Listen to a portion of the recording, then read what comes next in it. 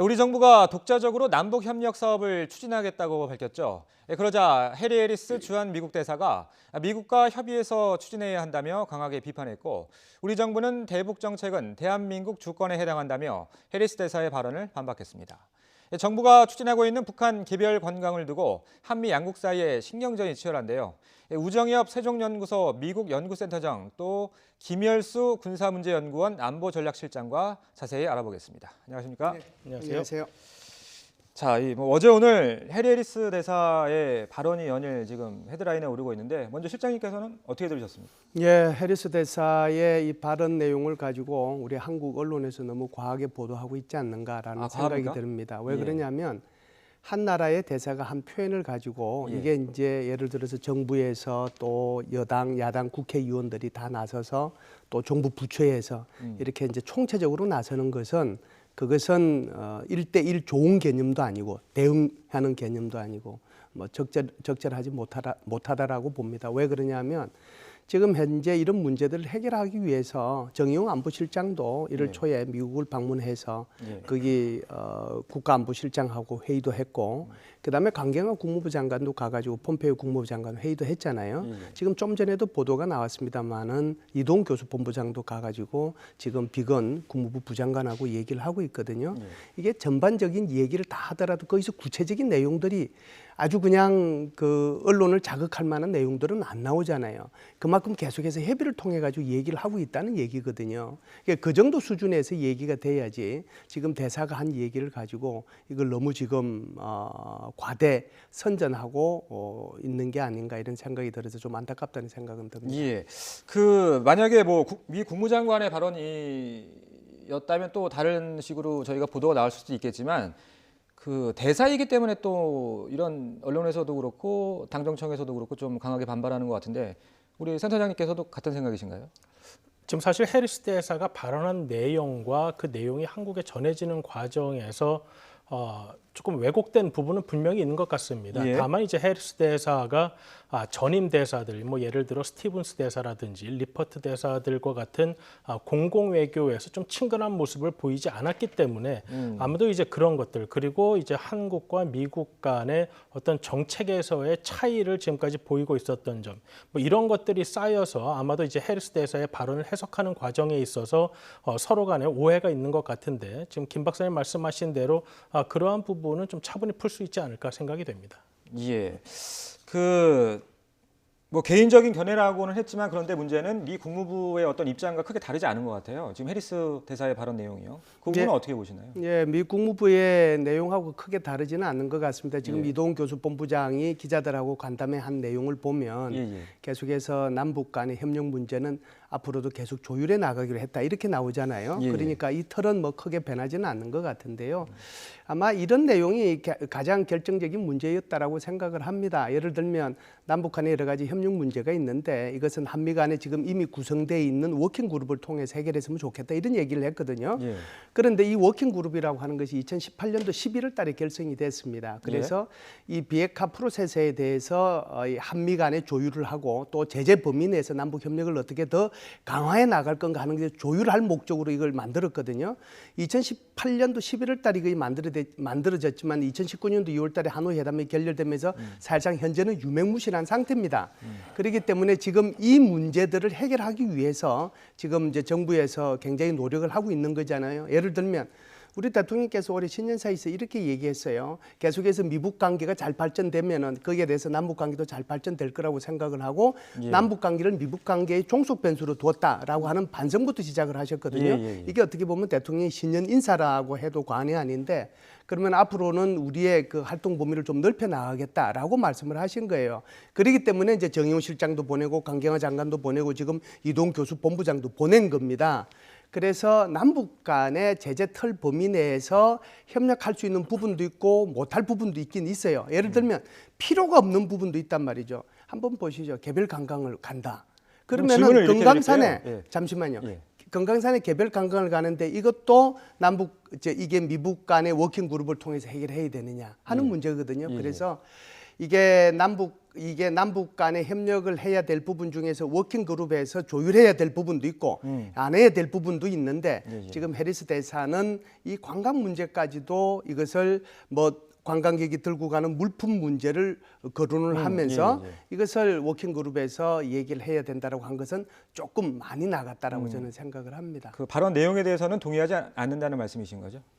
그렇죠. 예.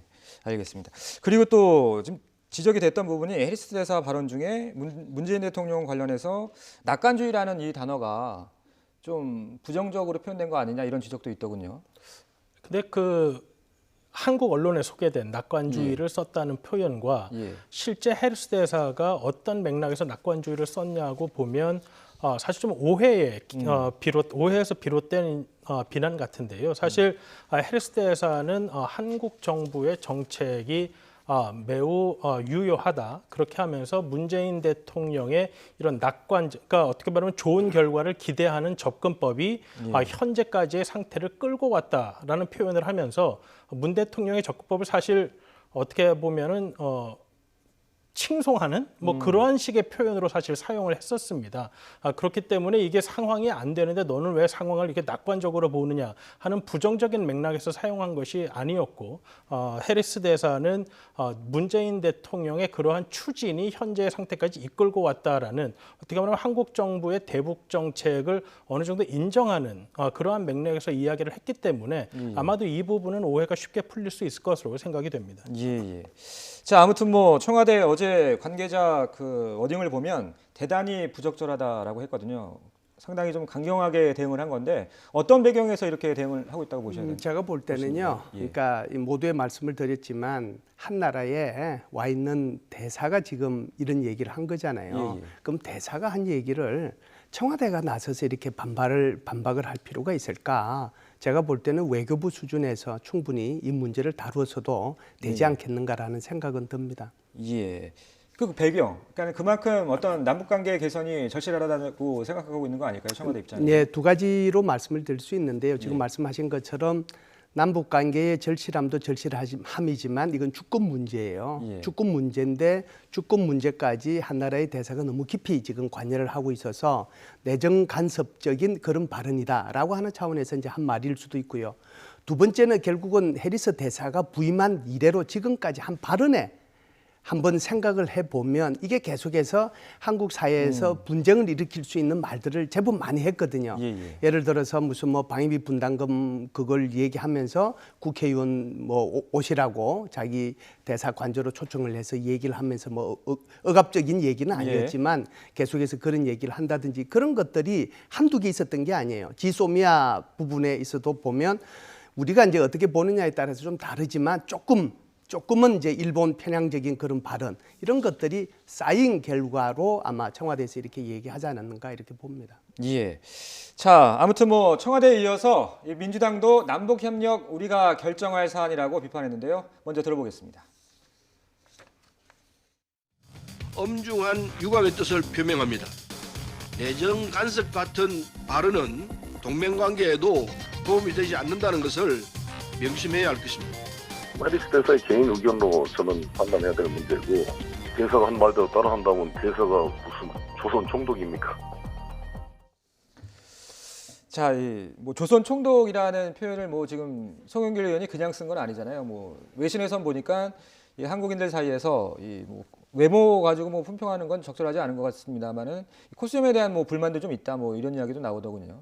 일단 지금 기본적인 오해, 저는 이제 오해라고 생각을 하는데 기본적인 오해는 우리 대통령이 우리 국민의 북한에 대한 개별 관광은 국제 제재에 걸리지 않는 사안이기 때문에 추진할 수 있다라고 이야기를 했는데 해리스 대사가 그 개별 관광 자체에 대해서 미국과 협의하라라고 이야기를 했다는 뭐 그러한 지금 해석 때문에 그렇죠. 지금 이제 해리스 대사에 대한 불만을 이야기하고 있는데 사실 해리스 대사가 그렇게 발언을 한 적이 없습니다. 해리스 대사가 이야기한 것은 개별 관광을 추진하는 것은 한국이 주권 국가로서 추진할 수 있는 부분이다. 다만 개별 관광을 어떻게 하느냐 하는 부분에 있어서 현재의 제재가 매우 촘촘하게 되어 있기 때문에 그 부분을 피해 나갈 방법은 워킹 그룹들 통해서 논의하자라는 겁니다. 그렇기 때문에 우리 대통령께서 이야기한 개별 관광 자체를 미국과 논의하라거나 그것이 제재 대상이라고 이야기한 적은 없는 것입니다.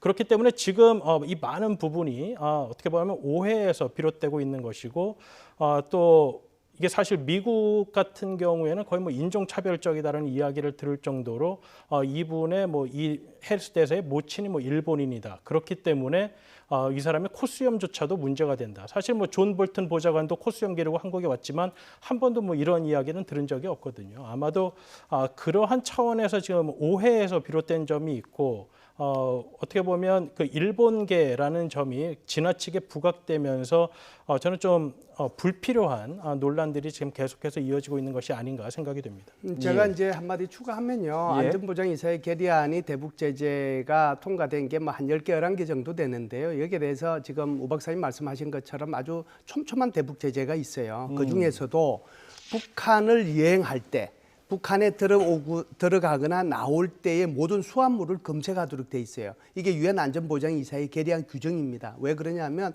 그 속에 벌커, 캐시, 캐시가 들어간다든지 그렇지 않으면 IT와 관련된 이중 용도로 사용할 수 있는 컴퓨터라든지 카메라든지 태블릿 PC라든지 이런 게 들어갈 수 있거든요. 그래서 전체적으로 보면 해리스 대사의 말은 정확하고 객관적으로 맞는 말이에요. 그럼에도 불구하고 이것을 굳이 이렇게 언론에다가 얘기할 필요가 있는가? 오히려 우리의 외교부나 통일부하고 이런 문제들을 갖다 물밑에서 얘기하는 것이 대사로서의 역할이고 대사가 해야 될 표현들인데 이걸 언론에다가 그냥 이렇게 툭 던져서 얘기함으로써 한국인의 감정을 건드린 거거든요. 그러니까 외교스럽지 못하다 하는 표현은 일단 군인 있을 수가 출신이니까요. 있죠. 뭐 이런 가운데 지금 이도훈 본부장이 방미 중인데 조금 전에 현지 특파원들과 간담회를 열었더라고요. 여기서 이제 한 발언 내용이 앞서 저희가 전해드리긴 했는데 남북 관계 개선에 대한 미국 정부의 지지 입장을 재확인했다. 뭐 어떤 의미입니까? 원칙적으로는 현재 북미 관계가 진전이 없는 상황에서 어떤 식으로든 남북 관계에서 돌파구를 찾는 데 대해서는 원칙적으로 지지하는 것입니다. 다만 미국이 계속해서 이야기하는 것은 제재 틀 안에서 하라는 것이죠. 왜냐하면 남북 관계가 북미 관계를 뭐 앞서갈 수도 있고 북미 관계가 남북 관계를 가로막는 뭐 그러한 상황이 계속 반복될 수도 있겠지만은 문제는 제재 틀 안에서만 하게 되면은 뭐 미국 정부가 한국 정부의 정책에 대해서 뭐 왈가왈부할사는 아니기 때문에 그런 원칙적인 입장을 확인했다라고 볼 수 있겠습니다.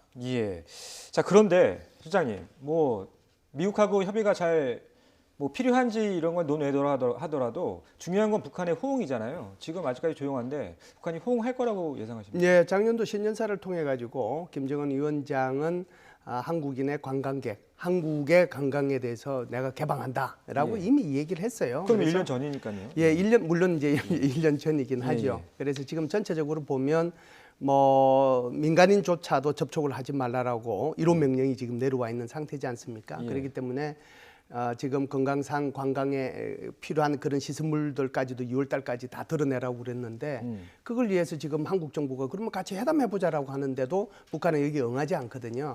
그런데 물꼬라고 하는 것은요. 이런 노력들을 통해서 그게 해빙이 되고 물꼬가 터지는 거지 가만히 있는다고 해서 북한이 나오지는 않아요. 그래서 이런 개별 관광 문제를 꺼내서 그러려고 하면은 북한으로부터 초청장도 받아야 되고 협의해야 될 내용이 얼마나 많겠습니까? 그러다 보면 그걸 통해 가지고 다시 대화가 점점 커질 수 있거든요. 의제도 더 넓어지고 그렇기 때문에 대통령께서 그렇게 나섰다 이렇게 볼 수 있죠. 그런데 이제 북한이 이제 올해 들어서 정면 돌파를 지금 강조하고 있잖아요. 뭐 그 해석을 해보자면 당분간 그 내부적으로 좀 똥돌 뭉쳐서 이 제재를 좀 돌파해 보자 이런 분위기인 것 같은데 이런 상황에서 남측 쪽 제안을 받을 거라고 생각하십니까? 그래서 저는 이 개별 관광 그러니까 개별 관광이라는 게 뭐 이렇게 큰 현금이 북한으로 유입되고 그런 건 아니잖아요.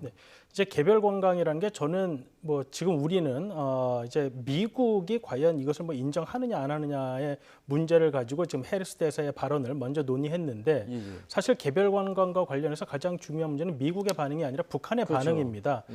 개별 관광은 말 그대로 유엔 제재에도 들어있지 않고 미국의 제재에도 들어있지 않습니다. 특히 이제 미국 입장에서 본다면 개별 관광이라는 것은 개인의 발언의 자유, 이동의 자유와 관련돼 있기 때문에 미국이 전혀 관여하지 않는 부분이죠. 다만 이 개별 관광을 어떻게 할 것인가 하는 부분인데 현재 우리가 이제 법적으로 북한을 국가로 인정하지 않는 상황에서 어떤 식으로 우리 국민이 북한에 들어갈 수 있고 또 그리고 북한에 아무런 영사적 관계가 없는 상황에서 어떻게 우리 국민의 안전을 담보할 수 있고 이러한 문제들을 북한과 협의를 해야 하는 문제가 있는 것입니다. 그렇기 때문에 사실 개별 관광과 관련한 문제는 미국과 논의할 문제가 아니라 사실 북한과 논의를 해야 하는데 과거와 같은 현대 아산이 우리나라의 관광객을 대량으로 실어서 어떻게 말하면 통제된 공간에서 관광을 시키고 그 대금을 북한에게 지불하는 방식이 아니라 개별 관광객이 북한에 입국을 하게 되면 사실 북한으로서는 사실 매우 골치 아픈 일들이 많이 생기고 관리하는 문제가 생기는 것입니다. 그렇기 때문에 과연 어느 정도의 수익이 생길지를 모르는 상황에서 북한이 어느 정도 호응을 할 것이냐 하는 부분은 여전히 좀 의구심이 가는 부분이라고 볼 수 있겠습니다. 실장님 그러면은 좀 간단하게 좀 답변을 요청드릴게요. 네. 지금 이런 상황을 분위기를 보면 남북 간의 물밑 대화는 전혀 없다고 봐야 됩니까? 현재까지는 그렇다라고 봐야죠. 그래서 여기에서 어느 정도 미국하고의 협의가 이루어지면 그걸 가지고 북한하고 물밑 접촉을 하리라고 봅니다. 예, 알겠습니다. 자, 일단 뭐 북한의 반응이 언제쯤 나오는지 좀 지켜보도록 하겠습니다. 자, 이런 가운데 지금 뭐 방위비 분담금 협상이 지금 이루어지고 있는데 미국의 국무장관과 국방장관이 공동으로 언론에 기고문을 실었어요. 이게 굉장히 이례적인 거죠. 사실 그 방위비 문제와 관련해서는 트럼프 정부의 입장이 미국 내에서도 큰 호응을 얻고 있지 못하는 상황입니다. 왜냐하면 트럼프 대통령의 대동맹 관계라는 것이 미국 외교가 특히 이제 선거를 앞두고 있는 상황에서는 과연 이렇게 해야 되느냐 하는 비판이 많이 나오고 있기 때문에 폼페오 장관과 에스퍼 장관의 기고문은 뭐 우리를 대상으로 하는 것도 있지만 미국 내에서도 왜 미국 정부가 이렇게 요구할 수밖에 없는지에 대한 좀 정당화를 하기 위한 것이죠. 그렇기 때문에 아마도 그 기고문 자체는 우리에게도 많이 올려라라는 압박도 있겠지만은 현재 그 대선을 앞두고 있는 트럼프 대통령 입장에서는 미국 내에서도 본인의 입장을 정당화하기 위한 그러한 목적으로 쓰였을 가능성이 있어 보입니다. 예, 그 국내용에 좀 더 방점을 찍고 싶다는 말씀이신 거죠? 네, 그렇습니다. 예. 우리 실장님께서는 어떻게 보셨나요? 예, 국내용이긴 하지만 결국은 이제 그걸 통해 가지고 한국을 압박하는 것이죠. 그래서 3분의 1만 부담한다는 것은 옛날에 브룩스 사령관이 청문회 나갔을 때 한국이 직접 비용의 반을 분담한다고 그랬거든요. 그런데 지금 3분의 1로 갔다는 것은 그만큼 미국이 직접 비용이 높아졌다라고 하는 거예요. 어찌 됐든 그게 3분의 1이라고 하더라도 예를 들면 이제 1조에서 3조잖아요. 그래도 이제 그게 뭐 300%인데 500%에서 많이 지금 내려왔다라고 봐야죠. 제가 볼 때는 조금 더 내려오면 타결의 가능성이 있을 수 있겠다. 오히려 저는 그렇게 해석을 합니다. 예. 자, 이 정은보 대사 6차 회의 끝 마치고 이제 귀국을 했는데 이번에도 뭐 좀 이야기는 잘 안 된 것 같아요. 이번에 그 두 장관의 기고문에서도 알 수 있듯이 현재 이렇게 육상에 주둔하고 있는 군에 대한 비용이 더 이상 이런 군 유지의 전부가 아니다라는 점을 강조하고 있습니다. 왜냐하면 이제 하이테크 전쟁이 되면서 여러 가지 전략 자산들이 동원이 되고 있는데 사실 인건비 부분도 있지만 그런 부분의 비용이 크다는 점을 두 장관이 기고문에서 강조를 한 것이고요. 미국은 기존의 SMA 구조가 그러한 전략 자산의 유지 및 전개에 전혀 도움을 주지 못하고 있기 때문에 그러한 부분을 추가하라는 것인데 우리 정부 입장에서는 기존의 SMA 틀을 벗어나는 그러한 추가적인 조치는 이제 불가하다는 것입니다. 그렇기 때문에 양측의 그러한 입장이 현재 팽팽히 맞서고 있기 때문에 아마 이번에도 쉽게 결론을 내리지 못한 것으로 알려져 있습니다. 자, 이 정은보 대사 얘기로는 뭐 공식적으로는 호르무즈 해협 파병 문제는 거론되지 않았다고 하는데 연계될 수밖에 없지 않습니까? 왜 그러냐면은 이제 미국이 3차, 4차 이때 이제 한미 방위비 협상을 할 때 이렇게 얘기했어요. 호르무즈에서도 지금 미국이 사실상 한국의 그 유조선 그것을 지켜주고 있지 않느냐 이런 식으로 얘기를 했거든요. 그래서 그렇기 때문에 이제 우리는 거기에 대해서 파병도 한다라고 하는 그런 개념을 갖고 있으니까 이게 전혀 뭐 연관이 안 됐다라고 볼 수는 없는 거죠. 오히려 저는 지금 우리 한국 측 대표가 얘기한 거를 보면 핵심은 이런 거예요. SMA는 손 못 댄다라고 하는 거예요. SMA는 세 가지가 딱 이거는 기준이 정해져 있는 거잖아요. 인건비하고 그다음에 군수비하고 그다음에 군사시설비하고 이건 정해져 있는 건데 나머지 들어가는 것은 우리 국방비에서 좀 더 정액을 하겠다라고 얘기를 했어요. 그 국방비 정액이 뭐겠어요? 미군 무기 사주겠다. 그다음에 너희들 정화 비용 돼야 되는데 미군 기지 반환받은 거 정화 비용도 우리 국방비에 추가해가지고 넣으면 이게 결국은 방위비 분담금하고 연결되는 거 아니냐 그런 식으로 얘기했다라고 저는 봐요. 자, 그러면은 우리 센터장님께서는 어느 정도 규모에서 최종적으로 협상이 이루어질 거라고 보세요? 금액은? 지금 일단 우리가 SMA 현재의 틀을 유지한다고 하면 사실 많이 늘릴 수가 없습니다. 올해가 1조 300억 정도가 되는 거죠? 현재 SMA 틀에서는 우리가 돈을 더 주고 싶어도 미국이 쓸 수가 없는 돈이 되어버립니다. 그렇기 때문에 이제 미국이 요구하는 것이 지금 김 박사님께서 말씀하신 세 가지 항목 이외의 항목을 추가적으로 추가해달라는 것인데 지금 우리가 받고 있지 않은 것이죠. 그렇기 때문에 SMA 자체가 증가하는 데는 SMA의 틀을 바꾸지 않는 이상 그것은 뭐 10% 인상도 사실 어려운 상황입니다. 다만 이제 미국으로서는 트럼프 대통령이 원하는 것이 있는 만큼 무기 구매로 나머지 부분을 좀 대체한다든지 또 한국으로서는 이제 전자권 전환을 위해서 여러 가지 자산을 어차피 구입해야 하는 상황이 오기 때문에 서로 간에 정치적으로 그러한 부분에서 해결이 되지 않겠느냐 하는 의견이 많이 나오고 있습니다. 지금 뭐 협상 시한은 원래 만료가 된 상황이고 그럼 언제쯤 좀 타결이 될 거라고 보십니까? 제가 볼 때는 뭐 다음번 정도에는 타결을 해야 되지 않을까라고 생각을 하고요. 이게 이제 타결 방법이 전혀 없는 건 아닙니다. 대충 요구하는 게 한 47억 불인데 이걸 1년에 뭐 47억 불. 그러니까 트럼프가 요구하는 돈이 있잖아요. 거기에다 맞추면 좋아. 그러면 우리 한 3년에 걸쳐서 47억 불 줄게.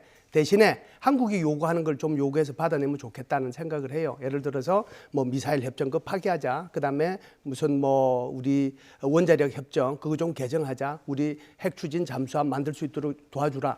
예를 들면 이제 그렇게 하면 서로 윈윈하는 마지막 회담에서 성과를 낼 수 있지 않을까라고 생각을 해요. 알겠습니다. 자, 7차 회의가 조만간 서울에서 열린다고 하니까요. 지켜보도록 하겠습니다. 두 분 말씀은 여기까지 듣겠습니다. 고맙습니다.